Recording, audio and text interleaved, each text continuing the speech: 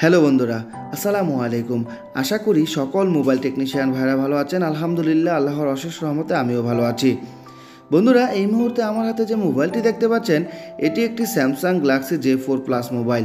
এই মোবাইলটার সমস্যা হচ্ছে, মোবাইলটা কতক্ষণ যাবৎ স্যামসাং লেখা উঠে দাঁড়িয়ে থাকে, তারপর হঠাৎ করেই মোবাইলটা বন্ধ হয়ে যায়। পুনরায় মোবাইলটা আবার চালু করতে গেলে স্যামসাং লোগোটা এসে 15 থেকে 10 সেকেন্ড দাঁড়িয়ে থাকে, তারপর আবার বন্ধ হয়ে যায়। বন্ধুরা, এই মোবাইলটা আমার কাছে এক দোকানদার ভাই নিয়ে এসেছে। মোবাইলটা কাস্টমার নিয়ে এসেছিল চার্জিং পোর্ট পরিবর্তন করার জন্য। যখন চার্জিং পোর্ট পরিবর্তন করা হয়েছে, তখন থেকে এই মোবাইলটা আর চালু হচ্ছে না, স্যামসাং লোগো ওঠে দাঁড়িয়ে থাকে। দোকানদারের কথা হচ্ছে, আমি মোবাইলটা খোলার পর থেকেই এই অবস্থা, মোবাইলটা হঠাৎ করেই চালু হয় না। যখন আমি মোবাইলটা খুলেছি তখন থেকে আর চালু হচ্ছে না। আর কাস্টমারের কথা হচ্ছে, মোবাইলটা আমি দিয়েছিলাম চার্জিং পোর্ট লাগানোর জন্য, চার্জিং পোর্ট লাগানোর পর থেকেই আর চালু হচ্ছে না। যাই হোক, এখন আমাদের কাছে যেহেতু নিয়ে আসছে, আমরা এবার এই মোবাইলটাকে স্টেপ বাই স্টেপ সমস্যার সমাধান করার চেষ্টা করব। দেখতেই পাচ্ছেন, মোবাইলটা চার্জে লাগানোর পর চার্জিংয়ের আইকনটা কিন্তু ঠিকই দেখিয়েছে। এখন আমি মোবাইলটাকে পুনরায় চালু করে আপনাদেরকে দেখানোর চেষ্টা করব। বন্ধুরা, এখন কিন্তু মোবাইলটা চার্জে লাগানো অবস্থায় আছে।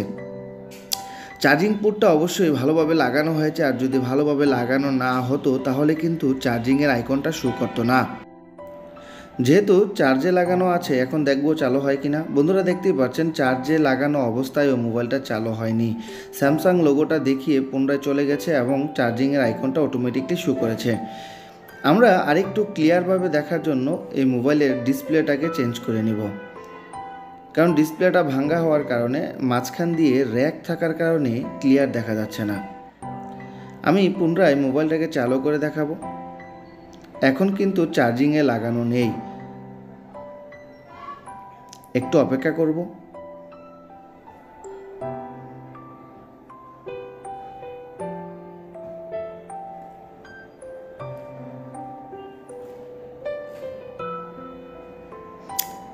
বন্ধুরা, দেখতেই পাচ্ছেন এখানে কিন্তু মোবাইলটা চালু হয়নি। এখন আমি চার্জে লাগিয়ে পুনরায় দেখব যে চার্জে লাগানো অবস্থায় চালু হয় কিনা।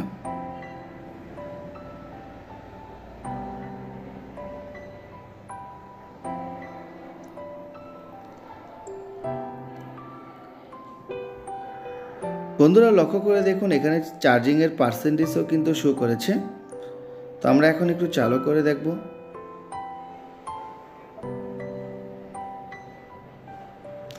বন্ধুরা, এই কাজটা যখন আমি করছি, আমার পাশে কিন্তু আমার ছাত্ররা বসে আছে। আমার ছাত্রদেরকে আমি স্টেপ বাই স্টেপ প্র্যাকটিক্যালভাবে কাজটা দেখানোর চেষ্টা করছি, যার কারণে এই কাজটার মধ্যে আমি কোনো প্রকার কাট করব না, একদম A to Z আপনাদেরকে দেখানোর চেষ্টা করব। আশা করি সম্পূর্ণ ভিডিওটা দেখলে আপনারা কিছু না কিছু হলে অবশ্যই শিখবেন। বন্ধুরা, দেখতেই পেলেন মোবাইলটা কিন্তু চালু হচ্ছে না। যেহেতু মোবাইলটা চালু হচ্ছে না, আমরা আর বিলম্ব না করে মোবাইলের মাদারবোর্ডটাকে মোবাইলের বডি থেকে আলাদা করে ফেলব।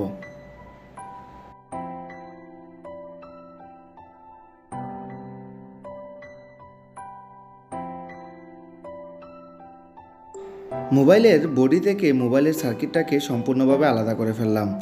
এখন আমি মাইক্রোস্কোপের মাধ্যমে দেখার চেষ্টা করব যে মোবাইলটাতে কোনো প্রকার কার্বন বা ময়লা আছে কিনা। মাইক্রোস্কোপে দেখার আগে প্রথমে আমরা কুল টেস্টিংয়ে চেক করে নেব যে এই মোবাইলটাতে কোনো প্রকার শর্টিং দেখায় কিনা।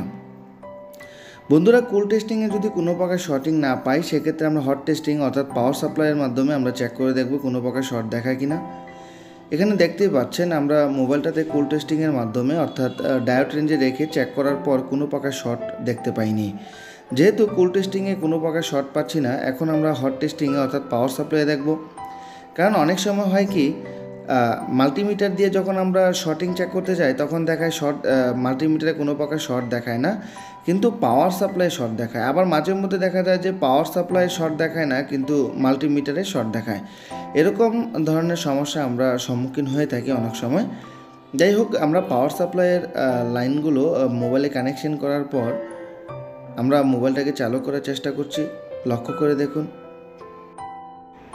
বন্ধুরা, মোবাইলটা পাওয়ার সাপ্লাই কানেকশন করার পর যেহেতু অটো কোনো রিডিং পাচ্ছি না, তার মানে মোবাইলটাতে কোনো প্রকার শর্ট নেই। এখন আমরা মোবাইলটার রিডিং চেক করে দেখব, অর্থাৎ অন অফের সুইচে চাপ দেওয়ার পর রিডিংটা কত আসে সেটা চেক করব। বন্ধুরা লক্ষ্য করে দেখুন, এখানে রিডিংটা কিছুটা অস্বাভাবিক মনে হচ্ছে, কেননা এটা যখন আমি অন অফের সুইচে চাপ দিচ্ছি তখন কিন্তু ডাইরেক্টলি 7-8 উঠে তারপর 20-25 করে মোবাইলটা চালু হচ্ছে। এখন আমরা কি করব, মাইক্রোস্কোপের মাধ্যমে দেখার চেষ্টা করব যে মোবাইল সার্কিটের কোথাও কোনো প্রকার কার্বন ময়লা কোনো কিছু আছে কিনা, বা কোনো আইসি বা কোনো কম্পোনেন্ট মিসিং আছে কিনা, এগুলো ভালো করে লক্ষ্য করে দেখব। অনেকে মনে করতে পারেন যে আমার মাইক্রোস্কোপ নেই, তাহলে আমি কিভাবে দেখব। বন্ধুরা, মাইক্রোস্কোপ থাকলেই যে আপনি কাজ পারবেন, না হলে পারবেন না, এটা কিন্তু ভুল ধারণা। এখানে আমার স্টুডেন্ট আছে, যার কারণে আমি এলইডিতে দেখানোর চেষ্টা করছি। আর যদি আমার স্টুডেন্ট না থাকতো, আমি ডাইরেক্টলি ছোটো যে হ্যান্ড মাইক্রোস্কোপ, হ্যান্ড যে ম্যাগনিফায়ার গ্লাসগুলো আছে, এই ম্যাগনিফায়ার গ্লাসগুলো দিয়েও কিন্তু আমি এই সমস্যাগুলো সমাধান করতে পারতাম। বন্ধুরা, এখানে যে চার্জিং পোর্টটা লাগানো হয়েছে এটা কিন্তু একদম 100% পারফেক্টভাবে লাগানো হয়েছে। এখানে কোনো পিন একটা আরেকটার সাথে শর্টিং হয়ে নেই, অর্থাৎ প্রত্যেকটা পিন কিন্তু আলাদা আলাদা আছে। যেহেতু চার্জিং পোর্টটা লাগানো ঠিকঠাক, তো আমরা এখন চার্জিং পোর্টের আশেপাশে ভালো করে লক্ষ্য করে দেখব যে চার্জিং পোর্ট লাগানোর কারণে কোনো কম্পোনেন্ট মিসিং হয়ে গেছে কিনা, অথবা একটা আরেকটার সাথে কোনো প্রকার শর্টিং হয়েছে কিনা। আবার দেখা যায় যে মোবাইলগুলো পানিতে পড়লেও কিন্তু মাঝে মধ্যে এরকম ধরনের সমস্যার সম্মুখীন আমরা হয়ে থাকি। পানিতে পড়ার কারণে কার্বন বা ময়লা জমা হয়ে যায়, তখন দেখা যায় যে মোবাইলটা বারবার রেজিস্টার নিতে থাকে, চালু হয় না বা হ্যাং লগো অবস্থায় থাকে। এরকম ধরনের বিভিন্ন রকম সমস্যার সম্মুখীন হয়ে থাকি। বন্ধুরা, এখানে একটা লক্ষণীয় বিষয় হচ্ছে এই মোবাইলের চার্জিং পোর্টটাকে চেঞ্জ করার জন্য অবশ্যই হটগানের হিট দেওয়া হয়েছে। আবার অনেক সময় দেখা যায় যে হটগানের হিট যদি অতিরিক্ত হয়, তখন কি হয়, এই চার্জিং পোর্টের আশেপাশে যদি কোনো প্রকার আইসি থাকে, অর্থাৎ যেমন বল আইসিগুলো যদি থাকে, দেখা যায় সেক্ষেত্রে এই বল আইসির ভিতরের যে বলগুলো থাকে, বলগুলো একটা আরেকটার সাথে শর্টিং হয়ে যাওয়ার সম্ভাবনা থাকে। আবার অনেক সময় যদি ছোটোখাটো যে আইসিগুলো আছে বা এলডিওগুলো দেখা যায়, বা ছোটো ট্রানজিস্টরগুলো দেখা যায়, অনেক সময় এগুলো দেখা যায় এক লাইন থেকে আরেক লাইনে সরে যায় অতিরিক্ত হিটের কারণে, তখনও কিন্তু এই সমস্যাটার সম্মুখীন হতে পারি আমরা।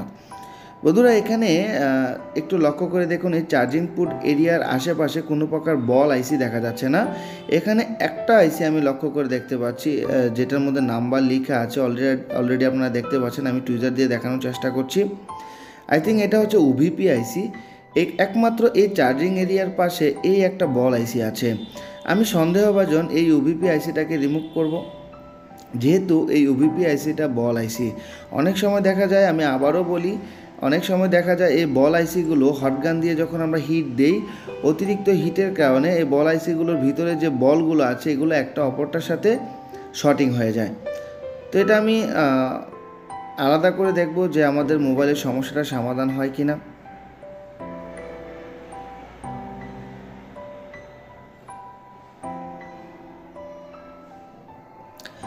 বন্ধুরা, এই কাজগুলো করার জন্য আপনাকে স্টেপ বাই স্টেপ কাজগুলো করে এগিয়ে যেতে হবে। কারণ এই সমস্যার কারণে আমি যদি সিপিইউ বা পাওয়ার আইসি বা চার্জিং আইসিতে হিট দেই, তাহলে কিন্তু আমরা সহজেই এই কাজগুলো করতে পারবো না। আমরা বুঝতে হবে যে আমরা মোবাইলটাতে কী কাজ করেছি এবং কী কারণে সমস্যাগুলো হতে পারে। বন্ধুরা, আমরা ওবিপি আইসিটাকে রিমুভ করে ফেললাম। যেহেতু ওবিপি আইসিটাকে রিমুভ করে ফেলেছি, এখন আমরা তাতাল দিয়ে অতিরিক্ত যে বলগুলো আছে এগুলাকে পরিষ্কার করে দেব। অতিরিক্ত বলগুলো পরিষ্কার করে দেওয়ার পর আমরা মোবাইলটাকে ফিটিং করে দেখার চেষ্টা করব যে মোবাইলটা চালু হয় কি না। যদি চালু না হয়, সেক্ষেত্রে আমরা পরবর্তী স্টেপে এগিয়ে যাব।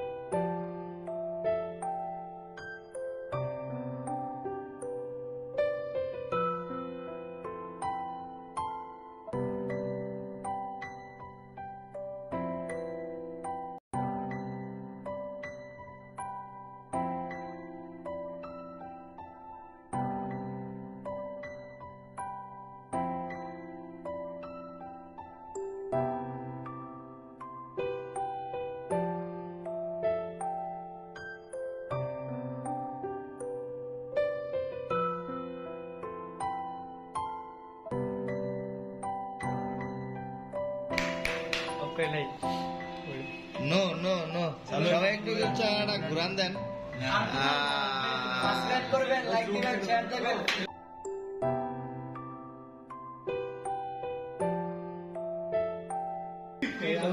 এই যে এখানে আমাদের হুজুর, লাইক শেয়ার সাবস্ক্রাইব সবাই না লাইক শেয়ার সাবস্ক্রাইব করতে বলো। হয়ে গেছে আমাদের কাজ, ইনশাআল্লাহ হয়ে গেছে। আলহামদুলিল্লাহ, দেখতেই পেলেন আমাদের এই মোবাইলের সমস্যাটা কিন্তু সমাধান হয়ে গেছে। আমি যেহেতু ডিসপ্লেটা একটু র্যাক রয়েছে, ক্লিয়ারলি কিছু দেখা যাচ্ছে না, তো আমি নতুন আরেকটি ডিসপ্লে লাগিয়ে আপনাদেরকে দেখানোর চেষ্টা করব। আরেকটা জিনিস অবশ্যই ভিডিওর ফাঁকে লক্ষ্য করেছেন, আমার ছাত্ররা কিন্তু আমার পাশেই বসে আছে। এই কাজটাকে আমি প্র্যাকটিক্যাল করছি আর ওনারা লাইভ দেখছে কাজটি কিভাবে আমি করছি স্টেপ বাই স্টেপ। বন্ধুরা, আজকে প্রায় 4 থেকে 5টি কাজ করেছি, যে কাজগুলো আমার ছাত্ররা আমার সামনে লাইভ দেখেছে। বন্ধুরা, আমার কাছে যারা কাজ শিখতে আসে, প্রথম অবস্থায় আমি খাতা কলমে কাজগুলো দেখিয়ে থাকি, এরপর স্টেপ বাই স্টেপ প্রত্যেকটা কাজ প্র্যাকটিক্যাল দেখানোর চেষ্টা করি। বন্ধুরা, এখানে দেখা গেল যে প্র্যাকটিক্যাল কাজটা যদি আপনারা না দেখেন তাহলে কিন্তু ভালো কাজ করা আপনাদের দ্বারা সম্ভব হবে না। কারণ কি, আমি খাতা কলমে দেখিয়ে দিলাম, কিন্তু দোকানে গিয়ে বা আপনার বাড়িতে গিয়ে দেখা গেল যে আপনি কিছুই পাচ্ছেন না, সেক্ষেত্রে কিন্তু আপনি ভালো কাজ করতে পারবেন না। দেখা গেল যে আপনি কাজ শিখতে গেলে অবশ্যই আপনাকে খাতা কলমেও দেখতে হবে এবং প্রত্যেকটা কাজ প্র্যাকটিক্যালেও দেখতে হবে। কারণ যখন প্র্যাকটিক্যালি আপনি কাজটা দেখবেন তখনই কিন্তু ভালো কিছু শিখতে পারবেন। বন্ধুরা, এখানে দেখতেই পাচ্ছেন যখন ফার্স্ট লোগোটা অর্থাৎ স্যামসাং লেখাটা দেখিয়েছিল প্রথম অবস্থায়, এই স্যামসাং লেখাটা দেখিয়ে কিন্তু বন্ধ হয়ে যেত। এখন কিন্তু সেকেন্ড লোগো এসে দাঁড়িয়ে আছে। আর এই মোবাইলটার অবশ্যই একটু চালু হতে সময় নেবে, কেননা এই মোবাইলটা কয়েকবার ফ্ল্যাশ করা হয়েছে এবং কি আমিও ফ্ল্যাশ করেছিলাম মোবাইলটাকে চালু করার জন্য, কিন্তু সম্পূর্ণ ফ্ল্যাশ নেওয়ার পরেও মোবাইলটা চালু হয়নি। যেহেতু ফ্ল্যাশ নেওয়ার পরেও চালু হয়নি, এখন আমরা দেখতেই পাচ্ছেন এখানে কিছু একটা লেখা দেখিয়েছে, চায়না লেখা, যা বোঝা যাচ্ছে না। তো আমরা এখানে নিচে লেখাটা দেখতে পাচ্ছি, ওইটাতে ক্লিক করে দিই। আই থিঙ্ক এটা ডিলেট লেখা এরকম কিছু একটা আসছে, অথবা ফরম্যাট লেখা। এটাতে ক্লিক করা দেওয়ার পর দেখি চালু হয় কিনা। অবশ্যই বন্ধুরা চালু হয়ে যাবে, কেননা প্রথম অবস্থায় যখন আমরা চালু করতে যেতাম তখন দেখা গেল যে ফার্স্ট লোগো অবস্থায় থাকতো, এখন কিন্তু সেকেন্ড লোগো অবস্থায় মোবাইলটা এসে দাঁড়িয়ে আছে।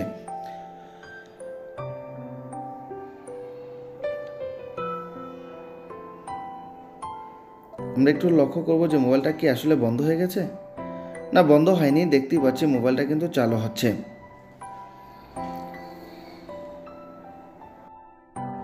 বন্ধুরা, অনেকেই আমাকে অনেক ভিডিওর নিচে কমেন্ট করে বলেন যে ভাই, আমি মোবাইল সার্ভিসিংয়ের কাজ শিখতে চাই। আমি ওই ভাইদের বলবো, যারা মোবাইল সার্ভিসিংয়ের কাজ শিখতে ইচ্ছুক তারা চাইলে স্ক্রিনে দেওয়া ফোন নাম্বারে ইমো অথবা হোয়াটসঅ্যাপে আমাকে মেসেজ করতে পারেন, চাইলে সরাসরিও আমাকে ফোন করতে পারেন। বন্ধুরা, আমার এই মোবাইল রিপেয়ার হসপিটাল ভিডিওর ইউটিউব চ্যানেলে প্রতিনিয়ত আমি চেষ্টা করি এমন কিছু ভিডিও আপলোড করার জন্য যেই ভিডিওগুলো দেখে সত্যিকার অর্থে আপনারা উপকৃত হন। যদি সত্যিকার অর্থে আপনারা উপকৃত হন, অবশ্যই আমার এই মোবাইল রিপেয়ার হসপিটাল ভিডিওর ইউটিউব চ্যানেলটা সাবস্ক্রাইব করে দিবেন এবং পাশে থাকা বেল আইকনে ক্লিক করে দিবেন, যাতে আমার দেয়া নতুন নতুন ভিডিওগুলো নোটিফিকেশন পৌঁছে যায় সবার আগে আপনাদের কাছে। বন্ধুরা, আজ আর নয়, কথা হবে আপনাদের সামনে নেক্সট কোনো ভিডিওতে। সে পর্যন্ত সুস্থ থাকবেন, ভালো থাকবেন। আসসালামু আলাইকুম ওয়া রাহমাতুল্লাহি ওয়া বারাকাতুহু।